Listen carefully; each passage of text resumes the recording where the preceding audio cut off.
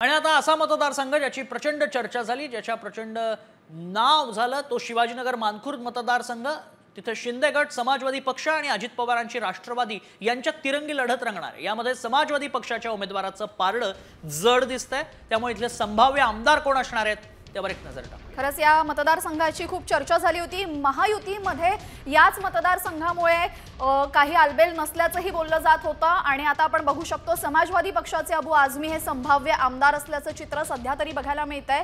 अजित पवारांनी त्यांचा AB form Nawab Malik यांना दिला आणि महायुतीमध्ये इथे लढत झाल्याचं आपल्याला बघायला मिळतं, कारण की शिंदेंकडनं सुद्धा उमेदवार देण्यात आला होता।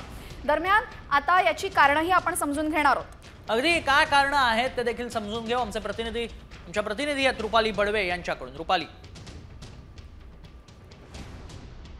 मानखुर्द शिवाजीनगर हा मतदारसंघ आपण बोलायला गेलो तर जशा पद्धतीने तिथे ड्रग्सचा विषय असेल, स्वच्छतेचा विषय असेल, या सगळ्या विषयांच्या अवतीभोवती हे संपूर्ण राजकारण आणि संपूर्ण निवडणूक फिरताना आपल्याला पाहायला मिळाली। मात्र अबू आझमी 3 टर्म मागचे याच मतदारसंघातून आमदार राहिलेले आहेत आणि पुन्हा एकदा ते निवडणुकीला उभे राहिलेले होते। दुसऱ्या बाजूला नवाब मलिक जे अणुशक्तीनगरमधून 3 टर्म उमेदवार राहिलेले आहेत, ते आता यावेळी त्यांनी मतदारसंघ बदलला आणि ते शिवाजीनगरमध्ये आले आणि त्याच्यामुळे ही जी लढत आहे ती प्रामुख्याने लढत खऱ्या अर्थाने ठरली आणि त्याच्यामुळे राज्यभरामध्ये या मतदारसंघाची मोठी चर्चा होताना पाहायला मिळालं होतं। मात्र जर आपण कालची मतदान बघितलं आणि एकूणच निवडणुकीचे संपूर्ण दिवस बघितलं तर याच्यामध्ये अबू आझमी यांचं पारडं आपल्याला जड होताना पाहायला मिळत आहे।